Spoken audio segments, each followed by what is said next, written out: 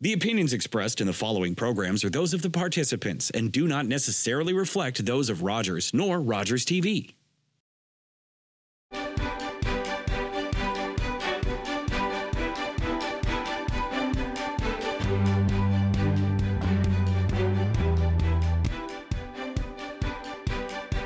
Hi, and welcome to Politically Speaking. I'm David Shearman. My guests today are Jane Thomson, who is the chair of the board of the Bluewater District Board of Education, and Lori Wilder, who is director of education. Now, I'm going to say that today is not quite the last day of school, but can we have a rousing chorus of Alice Cooper? School's out for summer? Not for Sorry, me. we can't see the music. Anyway. Lori, Jane, always good to see you. Always good to see you on Politically Speaking. And yeah, we're down at the last weeks of school, aren't we? We sure are. Go ahead, Jane. Now, yeah, go ahead. No, I was just going to say it's been busy, I think, from everyone's standpoint, from our teachers to our students to our office professionals. Certainly, we have lots to wrap up at the board table, and I know it'll be busy for Lori. So. Sure. I was just going to mention we have a lot of year-end celebrations and activities and trips, commencements, graduations. So it's a really lovely celebratory time of year, as well as some year-end assessments for our secondary students. So it's busy for the students as well. And I'm sure everyone's looking forward to a nice time away for summer holiday. To be sure. Now, I noticed that on social media, there were pictures of students off to grade 7 and 8 students off to Ottawa, which is kind of the traditional grade 7 and 8 trip, end of year trip. And has that been, how many schools are involved in that one, Lori? Well, it's interesting. Usually our grade 8, sometimes they include the 7 and 8s. They have a choice of a trip that they go on, but it's driven. The decision is driven at school level. So it might be to Ottawa, or it might be to some kind of sports camp, or to our outdoor education center. It's really quite a variety of options that students might even generate themselves when they're talking to their teacher about what they see best to do and how to celebrate the years that they've had at that elementary school before they transition to secondary school. I know Ottawa is one of the favorites, of course. So I can't say exactly how many went, but I know we had a few that did attend Ottawa. Now high schools, are any of the high schools back on the tripping schedule now? Yes, actually, trustees have been approving some international trips. We've had some go, so we're back to normal in that regard. And I think it's just a wonderful opportunity that we can provide students to travel who might not otherwise have that opportunity. That's true. I noticed there's one group that are going to Alberta, I believe. And that's a little different one. And what was intriguing about that trip is that they are for some of the young people, it was their first time away from Grey County, first time on an airplane. Mm-hmm. It's really a wonderful travel opportunity that I'm quite sure will stick with them all their lives. And that trip specifically, we have a few of them that go, and those are exchange trips. So the students exchange with students from that community. And often it's, I know that we've gone and visited Indigenous communities, and then those kids come back here into Grey and Bruce County. So it is just quite an experience because you're immersed right in the culture of where you are going, and the same for the students that come back here. So that was a great trip. Those are sponsored by the Canadian Sports Foundation as well. So the cost to go is minimal for students as well, which is a lovely perk. Well, I know that the one trip that went to Quebec, and actually it's on the Restigouche River, and I'm trying to think of the name of the community, but I lived across the river on the New Brunswick side. And I wondered when they were in that community, did they eat some of this? Did they get fresh salmon? Or even better, smoked salmon? Oh, man. I suspect, yes, they're immersed right in the culture and the food and the activities. So I suspect that they did have that chance. Oh, I envy them. I envy them. Anyway, that's the way it is. But anyway, it's a great opportunity. It's good to hear that those trips are back, because I'm a firm believer that this helps our young people understand that, hey, there's a whole big wide world out there, and Yes. it's theirs if they want it. Exactly. Yeah.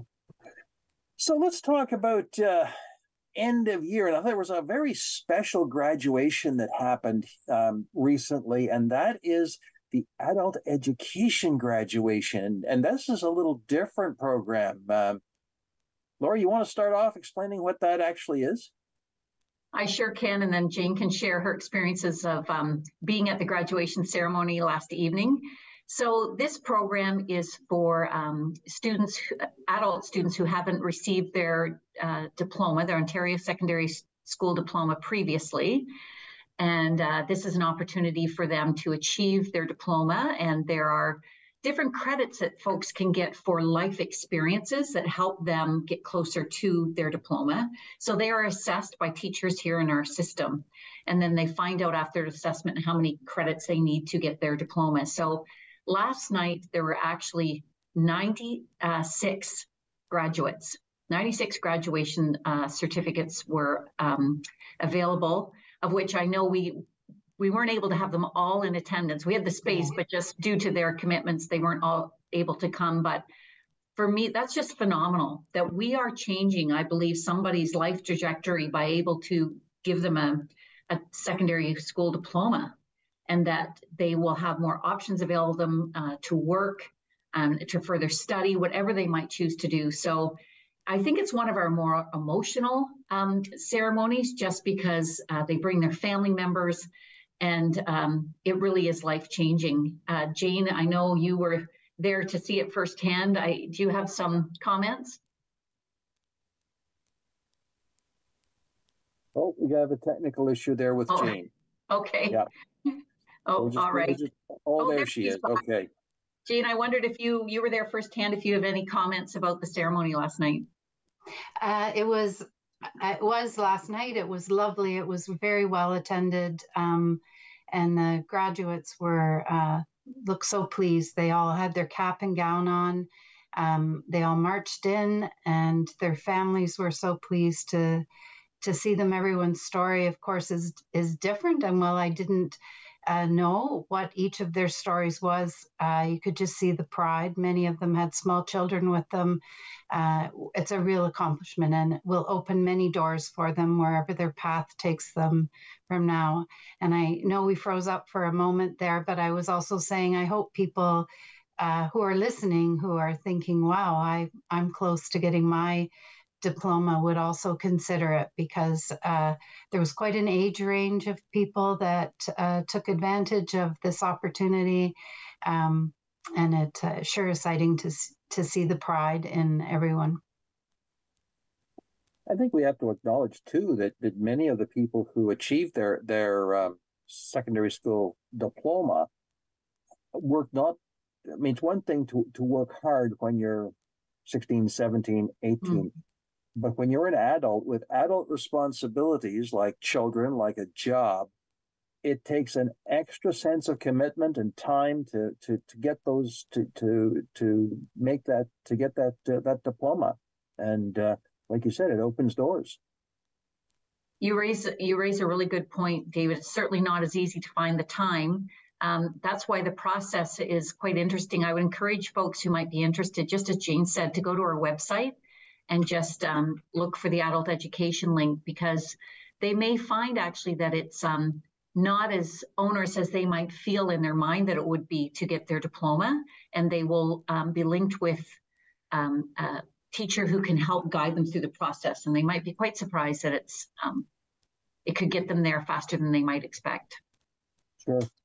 I talked to a gentleman last night who was a senior, and he said it took him 4 years. He kept getting work, and it took him away from his studies, but he was committed to going back to it each time, and he's accomplished it. So he's wondering what his next steps will be now that he has that. But So I do hope people look into it if they're interested. And there's lots of people there to support and help and encourage. Is online learning part of the process? Is that an option as well, Laurie? Yes, a lot of the program is around online learning. There's for some of the courses, it might be a minimal face-to-face once, and then you go to an online format. So that is really helpful to folks too, who are managing all these other responsibilities as you had outlined, David. So yeah, the world has certainly changed that way too. Back in the day, right, it would have to be, you'd have to get to a location and stay there for the time being, but remote learning is a great option for our adult learners. Mm-hmm. Mm-hmm.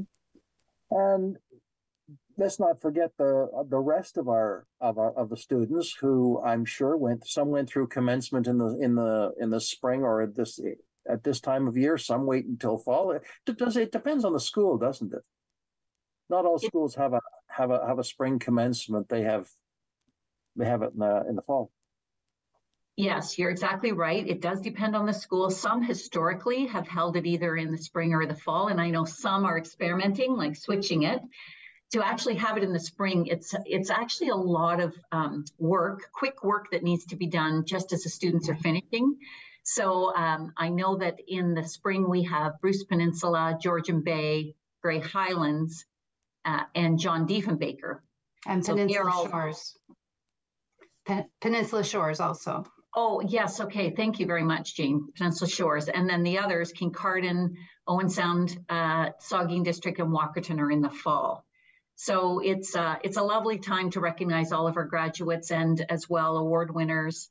But it's to get it done in the spring. It's a lot of work, especially for our office professionals, just going through all of the transcripts and making sure everything's up to speed, getting the award winners recognized, and of course our teaching staff with the marking and all of that. But we get it done, and it's nice because sometimes students go far and wide for their next opportunity in life, whatever that might be, school or work. So usually if it's in the spring, we know that they can be there to participate in the celebration. Sure. Yeah, and you don't have to mail out the documents. Exactly, yes. Okay. Now, just to go back to the adult education grads, they don't get a prom, do they? Well, that's they might like that actually, but no, they do not. But we do have a nice celebration after the graduation with some refreshments. But that's awesome. I'm quite sure that they are everyone is celebrating in their own way, no matter whether it's that they're graduating at at the age of 17 or 18 or 45 or 55 or 65. I mean, you mentioned the senior there, Jane. So who knows? They all deserve our congratulations and our support. Which leads me to the next subject, and that's school's out for summer, but school's back in for summer. Oh, yes. Yes. So we have, it's lovely. Like we offer a very fulsome summer school opportunity for students. We have an opportunity both online and in person. So the in-person component is held at Owen Sound Secondary OSDSS. And that is for all grade 9s who might be wanting to get a credit. And we offer like reach ahead credits. We offer credit recovery courses. And then the rest, so for the grade 10s, 11 and 12, those are online for them. As well, we have courses for grades 7 and 8 students. They're kind of like a math and literacy camps, we call them. And one of our, for last year, we introduced a program called Landing Success. And that has just, it's kind of has a life of its own, and it's just phenomenal. It is for students who identify as Indigenous students, and it's held at Saugeen First Nation. And the students come, and then they will, usually they're in grade 8, and they can achieve a reach ahead credit. They can achieve a secondary credit while they're there in the summer. But the interest was so great that the students that did it last year, who are now in grade 9, when people were talking to them, it's like, well, what are you doing this summer? And they said, well, of course, Landing Success. So we've had to revamp and look at how we can also support those students who are in grade 9 and get them another credit reach ahead. It's just great to be able to accumulate credits in summer so that when they go into school, they feel like they're already ahead of the game. So it's a really fulsome program supporting 7 all the way to 12, online or face-to-face, and busing is provided. So it's we've already had a lot of students sign up. It's interesting you mentioned the Lending Success Program, because I know that in the past there has been concern expressed about the graduation rates of Indigenous students within this board, as well as everywhere, and so that they are enthusiastically embracing the opportunity is wonderful news. But a question for you, is that, aside from the academic stuff that may be a part of that, is there also an Indigenous education component involving the elders and the land and traditions and that kind of thing? Yes, thank you for asking that question. Absolutely. This program really does use a land-based approach to literacy, numeracy, and science. The credit that they receive is an outdoor education credit, so that alone knows that demonstrates they are out on the land learning. And we do work, we bring elders in and local artists to help explore the math and literacy and science concepts. And we also the students learn about stewardship through a land-based learning model.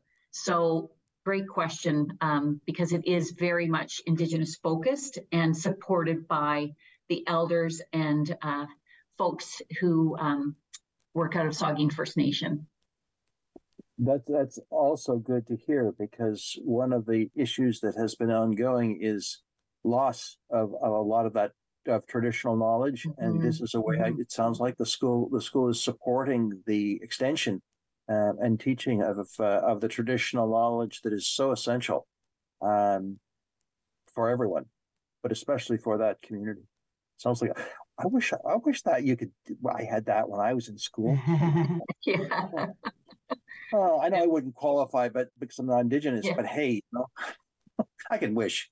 Well, it's just lovely to see the students excited about their learning, and just last year was such a success. So here we are again and expanding it. So it's a really positive move forward.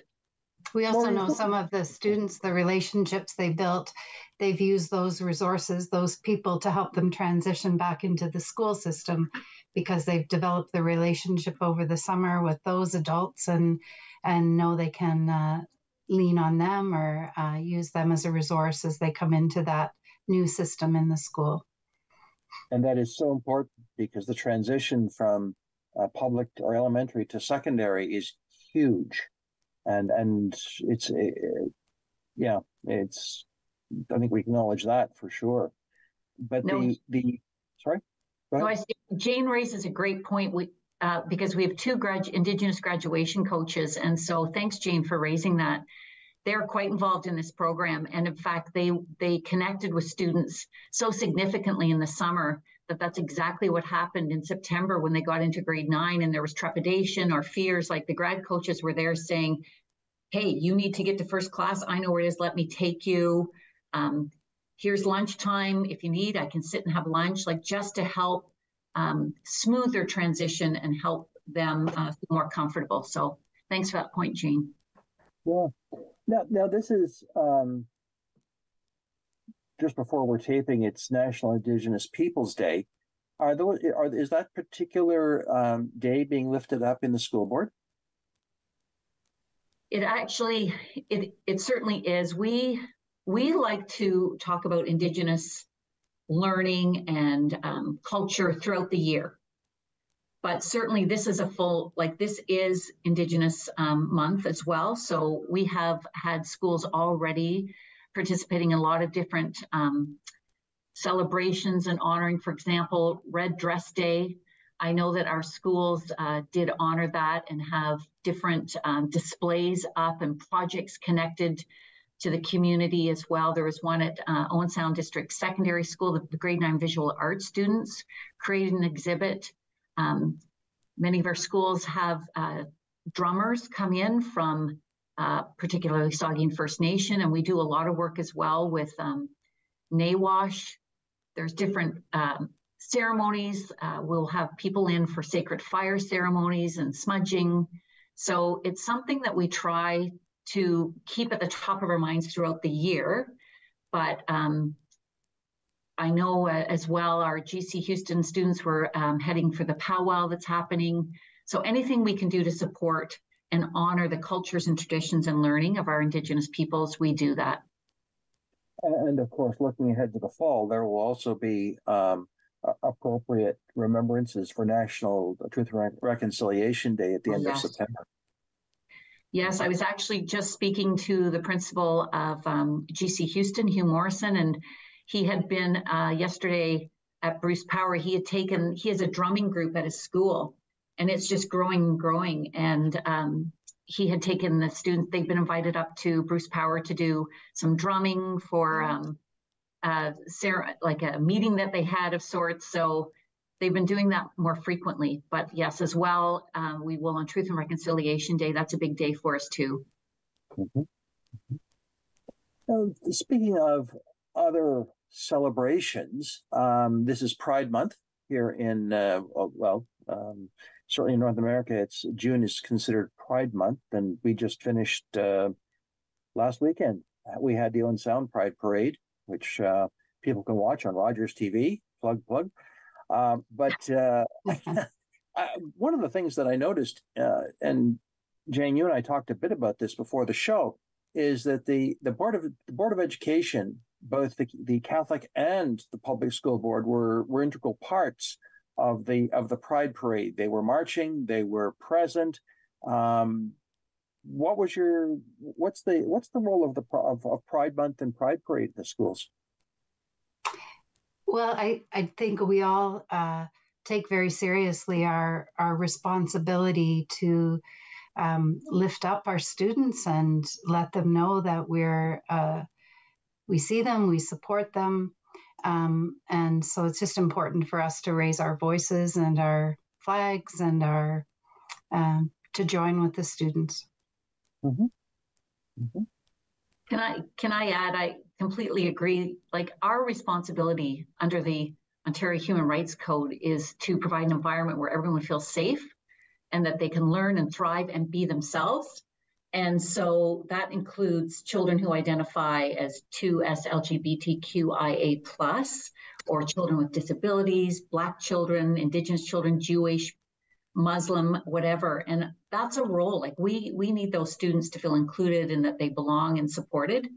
And so for me at the I was at the Pride Parade in Owen Sound, and it was just phenomenal to see all the school groups, just the happiness, the joy, the love that was being displayed there.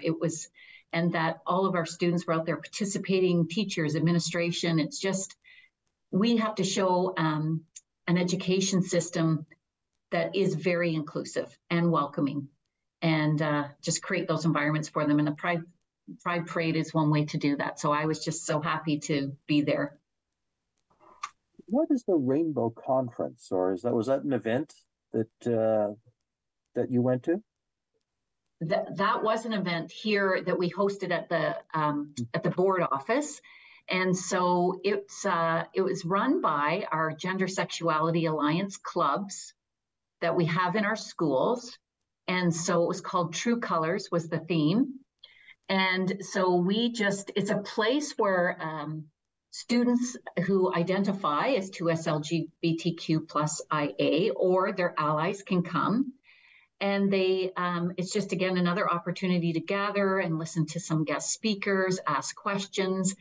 This was all organized by the students themselves. So that in itself, they did tell the adults, just stay back and we will take care of things. So we had some guest speakers in, and we had sessions for the students, but we also had sessions for staff as well. And I have to do a bit of a shout out. John Diefenbaker Senior School GSA took a lead part in this. And we had singers, songwriters, keynote speakers, and it was just an overall really inspiring, energizing event where, as I said, students feel very safe and that they're in a really inclusive space. So we are so happy we can provide these opportunities for our students.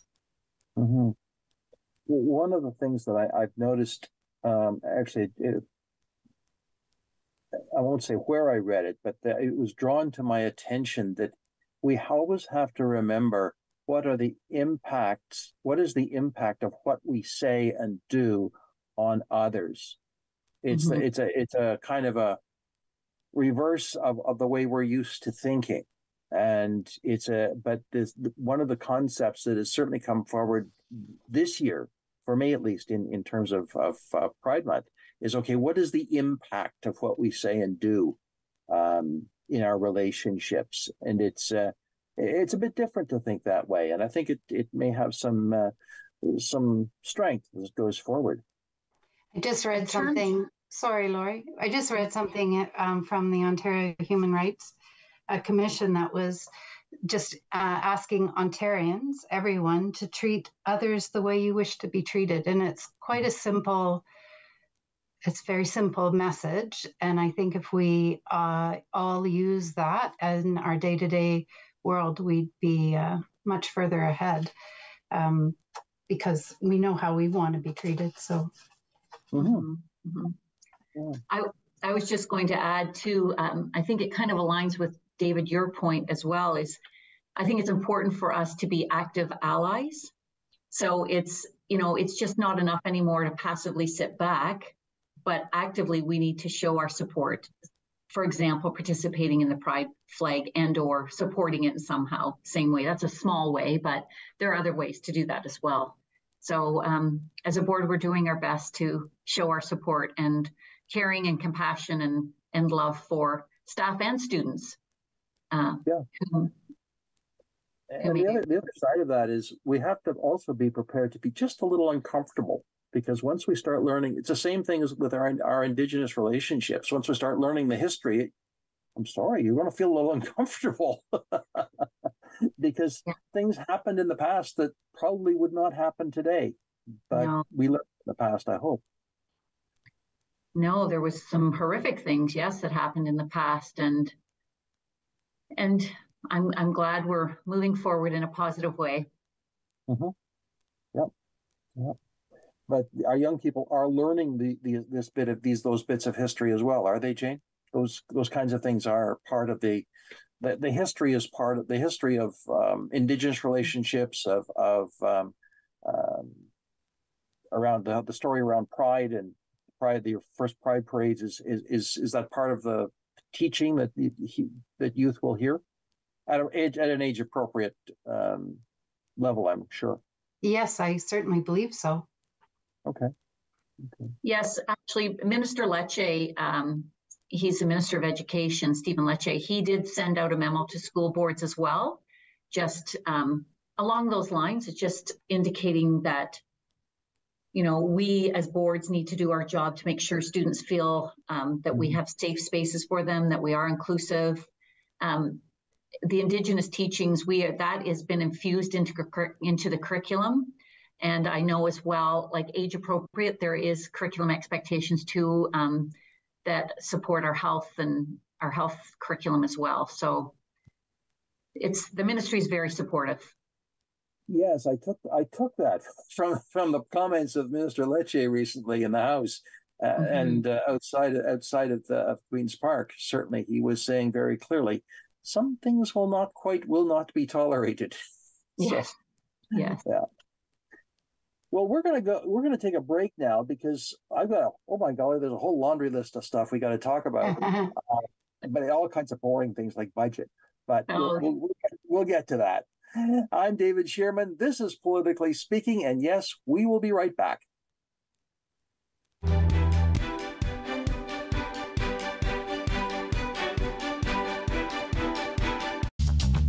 This program is brought to you by Ignite TV. Now you're in command. Visit Rogers.com for more details.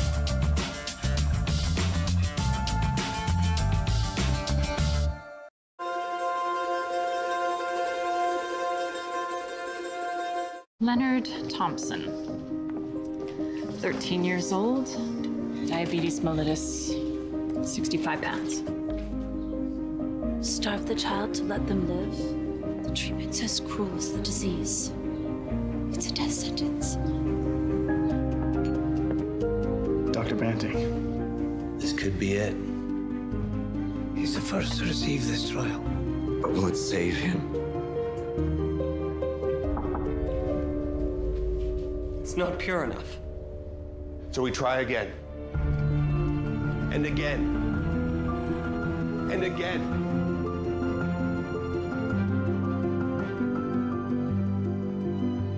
Before the discovery of insulin, diabetes was a death sentence. Banting, Best, Collip, and MacLeod's breakthrough has saved millions of lives. Leonard Thomson's was the first. What kind of show do you want to see on Rogers TV? What interests you? Log on to rogerstv.com, fill out a show proposal, and tell us about your segment idea. We want to know what you want to see. Rogers TV, only on Rogers.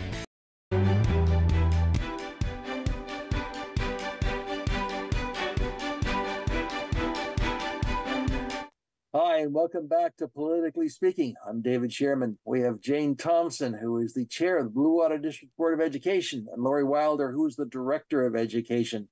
Strangers, absolutely not to Politically Speaking. Always good to talk to them and to find out what's going on in our schools. Well, as I said as we signed off on the first half of the show, let's talk about budget, because that's a big one, because that's where tax money gets spent. And I'm sure there's all kinds of news about the budget. Who wants to go first? Well, I can start. Tonight we have a board meeting, and I anticipate we'll be passing our budget tonight for it to be submitted to the ministry. So we're in a really good position. We've been presented a balanced budget with some opportunities for some new spending, and we're very excited about it. Where will the new spending be, Jane? Well, we were able to enhance some of the programming, and I don't have it all right in front of me, but we looked at, it's mostly around our literacy, our numeracy, our student achievement programs, and our mental health and well-being of our students, just to be able to support some staffing in some different areas. Okay. So it'll be hard programming stuff, in other words. Lori? Yeah, Jane is absolutely right. We are in a good financial position. It's a nice place to be, because a lot of my career here, it hasn't been, we haven't been in such a positive position. So we always do a community survey that goes out, and we accumulated those results, and they did come back that, just as Jane identified, like literacy, numeracy, mental health were the key ones that came back. So we, the government had provided some funding to support during COVID times, but then they've removed that funding. But in that, there was some, at the end of it, some tutoring funding, and they've also removed that. So we had introduced some reading coaches, and that funding was leaving, but we were able to use our funding to continue reading coaches in our primary grades and junior grades. So that's awesome. Some math coaches, and we're looking at things, and this has to be passed this evening. So these were the suggestions given, and trustees are well aware.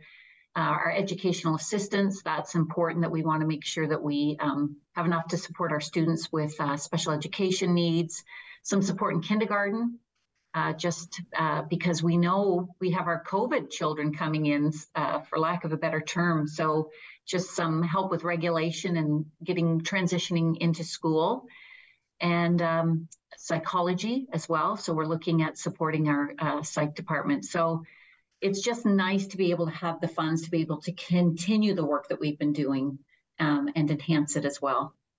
Mm-hmm.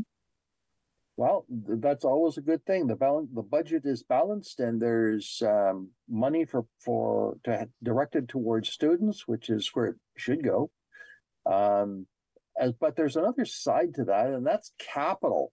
And there's all kinds of stuff happening capital-wise. You've got, well, let's off the top talk about the former Georgian Bay Community Schools sports field. That's up for sale, is that right? That's correct. Yes. Anybody want to buy a sports field? Yeah. It's been through all the the process that we go through through our regulation, and it's now come on the market, the open market. Okay, so it's on the market, and obviously nothing has been disclosed, nor can it be disclosed about negotiations. But what would be some of the prospective uses of that piece of property, Laurie? Well, that is actually where I began my teaching career. So I spent a lot of years there, and because I'm a, background as phys ed, I spent a lot of time on that field and the track. And it's a beautiful, beautiful piece of property, I have to say. So it's a large piece of property. So I could guess it could be used for residential. I could see that happening. I mean, I'm not sure what a buyer might have in mind, but maybe some affordable housing. Wouldn't that be lovely in there? So it's whatever vision somebody might have that purchases the property. But okay, so there won't be a special plaque erected that says Laurie Wilder ran here. I did spend a lot of time, and it's beautifully located too, because just behind it, there's the trail system that takes you all the way to Collingwood if you want to go and beyond. Like it's just a beautiful piece of property surrounded by trees, and yeah, it's really nice. Spent a lot of time, as I said, there. Well, Jane, what would happen to the money that was generated from a sale of property like that? Does that go into board reserves, or what would happen to any money that was received? It would go into board reserves. We'd be restricted with some of our uses, and I'm blanking a little bit on what we can spend that money on. But I'll actually turn it to Laurie, because I'm. Mm-hmm. There is, we are really guided by regulation. So it's Ontario Regulation 444-98. So it's called Disposition of Surplus Real Property. And that just guides all school boards on what they can do in not only disposing, accepting expressions of interest, as well as the fair market value of our properties. And then in the end, too, it does list how you can spend it. So the ministry is very prescriptive. They prescribe how things can happen and how they can't. So that one would certainly go into a different fund that couldn't be used for probably things like programming and all of that, but more capital projects, etc. It might be used for renovation work on a school or building something, who knows what. Yeah, potentially. Potentially, yeah, sure. And when do you expect to, I guess if has it gone out to, it's on the market now, so you're just going to wait and see who bites on it. That's right. Do you want to go ahead, Jane? Yeah, no, that's correct. We've the trustees will be voting on a motion to give our business SO and Laurie the authority to deal with any potential buyers that come through the summer, because we do not have board meetings scheduled. But we also know things can take some time. So we'll have a meeting in September and see what we're dealing with at that time.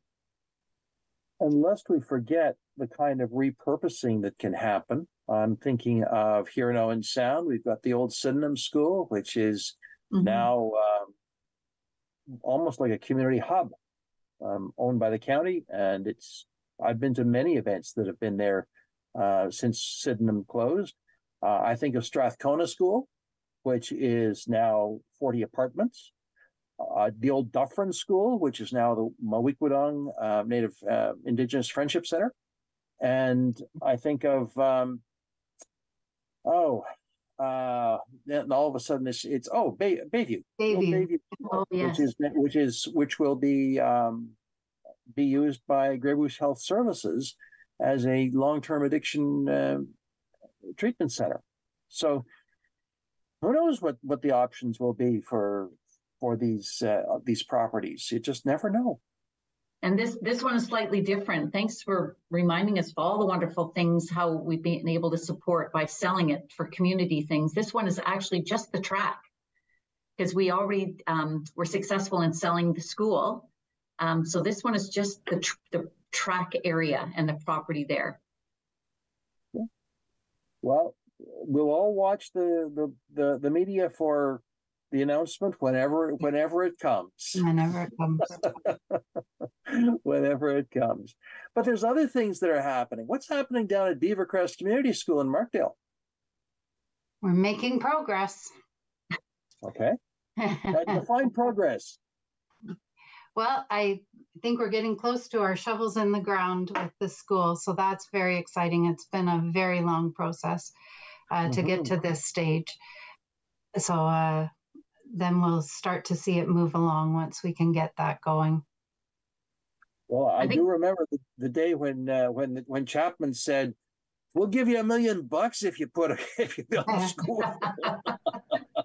I think that was a new one for the province. They hadn't really had an offer like that before. But from that time, from that approval time, we needed to ask for increased funding support from the ministry, just because we know supplies have increased so much, building supplies have increased so much. So fortunately, they did approve that. And we are going to have a kind of a groundbreaking ceremony on July 6th, the morning of, down there.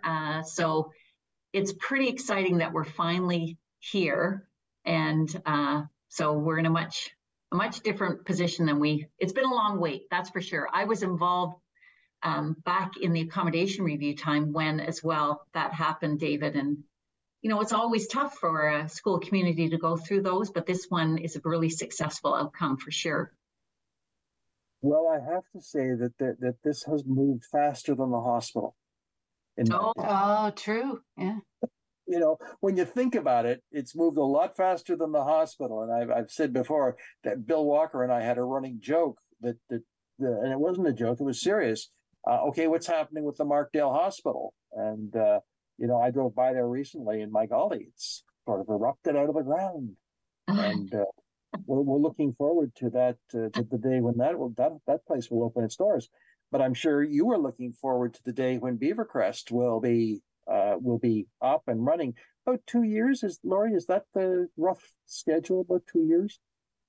Generally, once we get the shovels in the ground, I would say 1.5 to 2 years. So we will hopefully be looking at maybe fall 2025. Mm-hmm. That would be lovely. That would be lovely. It's about time for the community. I can remember back during the accommodation review, it was very much about how the demographics were going to change and grow. And we couldn't even imagine the growth that's happening that way, like the Dundalk area as well within Markdale. So it's a long time coming, but the students and staff will have a nice brand new place, in a short period of time. So we're very excited about that. Well, you also know that there's new subdivisions going in Markdale. Yes. Oh, I know. Incredible. Yeah. Which brings me, actually, Lori, thank you for reminding me about the Dundalk situation. It kind of brings me back to a question we've talked about before. Is this question of houses and schools a kind of a chicken and egg situation? I know you've said you work with the local planning departments to make things work. But is it, is Beavercrest, for example, designed to allow for growth? The ministry won't fund based on growth. They based on a projected number, which is why we had to then go back from the original projected number. We had to go back and ask them for more funds to support the increased in projection, because that original number was much too low. So they did honor that, but they are very strict about not going beyond, because I would suspect boards could use that to pad, for lack of a better word, and add more spaces that aren't necessary. So the ministry, they have to be fiscally responsible and ensure that they're basing it on the number of students, but I know we did have that situation in the Meaford area with Georgian Bay, the new school there, because we had no idea the number of people that would show up during and post-COVID. So we have had to put some portables on the property there because our projections were off. We had no idea what COVID would bring and the people that were going to move to our area. I mean, it's a good problem to have for sure, but the ministry is pretty strict with that. Sure.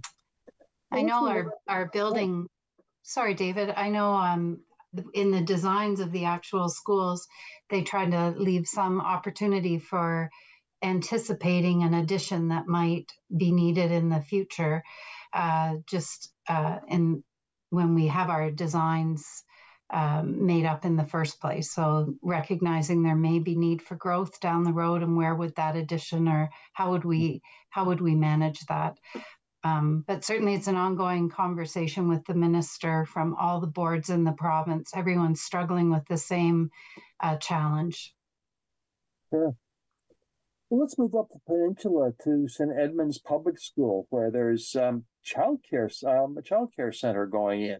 How's that coming along? I think very well. We haven't seen any pictures, but I know that they were still expecting occupancy at the end of the summer. So things are moving along well with that. I'm looking forward to having a tour. Good.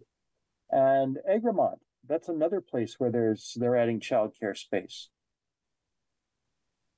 It's so lovely when we can support a childcare facility even within our school or adjacent to our school, because that transition is so much easier for young people going from the childcare right into the school that's next door. They probably had more opportunities to go back and forth. So it's lovely when we get funded for that. And I know St. Ed's, for example, up in Tobermory, that was just a big coup because we have a school there that is wonderful, but it has some unused space.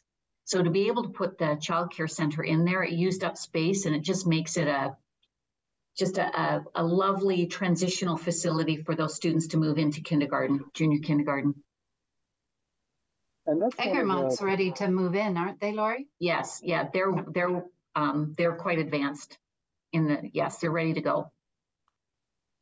One of the things that it also creates is a sense of community within the school. I mean, the school isn't just a school; it is a place for community, which is always a value. Mm-hmm. Are you finding you're not staffing those the childcare at St. Edmunds and Egremont, are you? That's who's doing the staffing for that?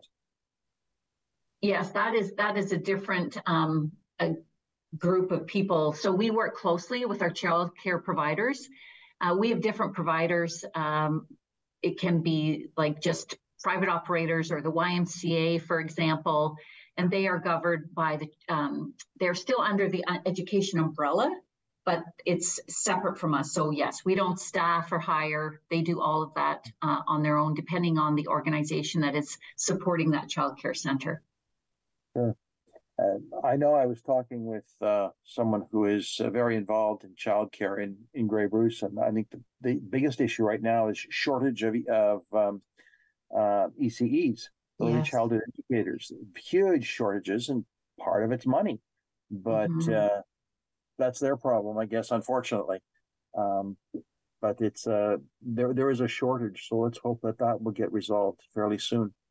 I did just see in the media something Minister Lecce again was announcing, looking at the salaries for those people, looking to increase the salaries so that childcare centers would be able to offer a more attractive package for people. I heard one person in the industry say there are lots of trained ECE workers out there, but they can't make any money and they're working in other areas because they can make more money and put food on the table. So let's hope that will, Minister Lecce's announcement will help that. And what about Kincardine District's senior school, where that's also in progress, is it not? You made me think about it when you were talking about the Markdale Hospital and the Beavercrest School, because it's all the work that goes on behind the scenes, if you will, before the shovel goes in the ground that takes so much time. And Kincardine is in that position right now. Still so much work going on to make sure that everything, all the due diligence has been done, and the infrastructure and the with the land, et cetera, before we're ready to do the actual building. But trustees did approve to use a modified plan of another school, so that will speed that process up when we get there. That work can be working in behind or at the same time, but certainly it takes time to get ready to be in the building position. Mm-hmm. When you say you used a modified plan, I flashed back for a moment to the 1960s and 70s, where there seemed to be, at least to my uneducated eye, a series of standard plans that the school boards used, because they all used the same contractors. And there were, if you walked into one school, you knew exactly where everything was because it was the same as another school. And I'm not talking one-room schools either, because they were all basically the same design because they were small. But I'm thinking of some of the elementary schools, in particular, the secondary schools were often had this common design element or common design principles. So, the nice thing about that kind of a repeat design or modified, it does reduce the time and the cost required to develop the drawings for the school being proposed. So once, as Jane talked about, we get through the land acquisition and working with the municipality and getting it appraised, all those things, like if we have this modified design ready to go, it just decreases the timeline. So hopefully it will be a fast process after that. And the other thing that happens at this time of year, Jane, is staff changes. I'm not going to call it musical principles, but that's what it seems like. But principals and senior staff and teachers also move this time of year. Got any comments on that? Well, it is just an annual time of year where people do make decisions for their career, and it can be a bit of a domino effect. When somebody retires and the position needs to be filled, it often creates a space in another position, et cetera, et cetera. So it is, I know our senior team has worked really hard to look at the needs of all of our schools and where there were openings, and to try and place the right people in the right spot. And we have had a report on that just recently where those openings have been filled. Good now. Now, Lori, I recall in the healthcare system, a senior nurse referred to her scheduling or placement of staff as the healthcare versions of Sudoku. Yes. I would think that the placement of teachers and the placement of principals would be the same kind of game that gets played. Not to make it trivial or anything, because it's serious business, but it's a really big moving puzzle, isn't it? I was just going to say, it's such a complex puzzle, and teachers are slightly different than our administrators, because teachers, we do follow a very strict collective agreement outline and process as to where people are placed. So we follow that. And then admin placements, Jane kind of described it. It very much, like, once we see our retirements are coming in, then the puzzle shifting starts, because we have folks, we do our best to place folks close to home, but that's, we're geographically a large board. So some folks have to drive, 45 minutes to their place, their school, but we do our best to accommodate people's wishes and their qualifications and things like that. But it sure is a complex puzzle. Well, it's an important piece, because on one hand, students do like continuity. They like to come back and know that the same group of teachers or the principal goes on year after year, but at the same time, change isn't always a bad thing either. Mm-hmm. No, we agree. And sometimes, people might request a move for a variety of reasons, and the community might be saying, well, why are you moving that person? But it's a domino effect too. So there might be somebody else who's further away who needs a closer placement. So that might just be, we're moving the one person who wants a move to accommodate somebody closer. Like there's some pieces out there that not all folks see because it's just a whole systemic puzzle. I like that, systemic puzzle. Yeah, I know. but I mean that's the way it is, and it's which actually reminds me, in terms of staffing of your teachers, what kind of a situation are you in now? You got vacancies for teachers, or do you find that you're doing okay?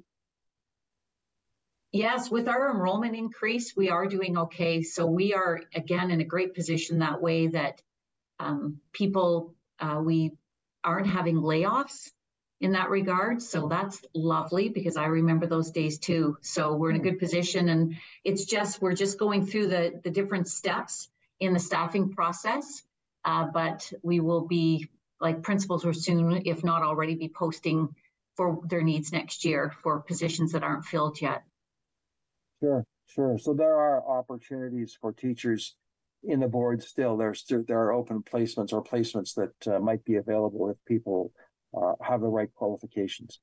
Yes, for sure there will be. So that's great. Then to go back to the quickly to a place where we mentioned before, and that's Dundalk. Are you still seeing increased enrollment down in Dundalk? Yes, I think it's been stable this year. But it is an area of growth, and that I would say, we know that is our priority number one for a new build down there, because we've got to accommodate the growth that we've seen and the potential growth that we know will come. So we're just waiting for the ministry to ask boards to put in their capital projects request list, but Dundalk is definitely our number one. Well, that means Jane, the trustees will have more work to do. Yes, yeah. The ministry hasn't given any indication of when that they'll put out a request for capital funding projects. But again, I know a lot of boards are waiting for that opportunity. So. Oh, I'm sure. Mm-hmm. And on that note, I want to thank the both of you. It's always a pleasure to talk about our Board of Education and to hear the stories and the success stories in our education system. So to both of you, have a good summer, and we'll have you back in the fall to tell about what you did last summer. Thanks. Thank you very much. Lori Wilder, Jane Thomson, Bluewater District Board of Education. I'm David Shearman, and yes, we will talk again.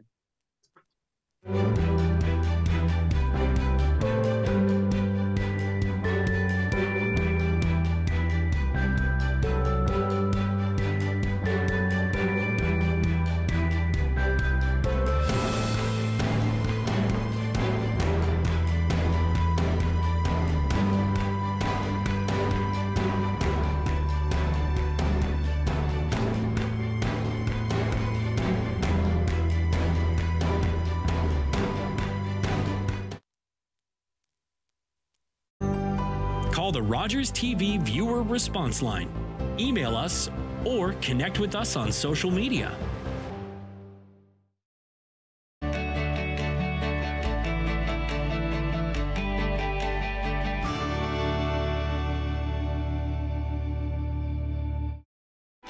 Hi, I'm David Shearman, host of Politically Speaking. Join me for my next show where my guests will be guests from the Bluewater District Board of Education. Politically Speaking on Rogers TV.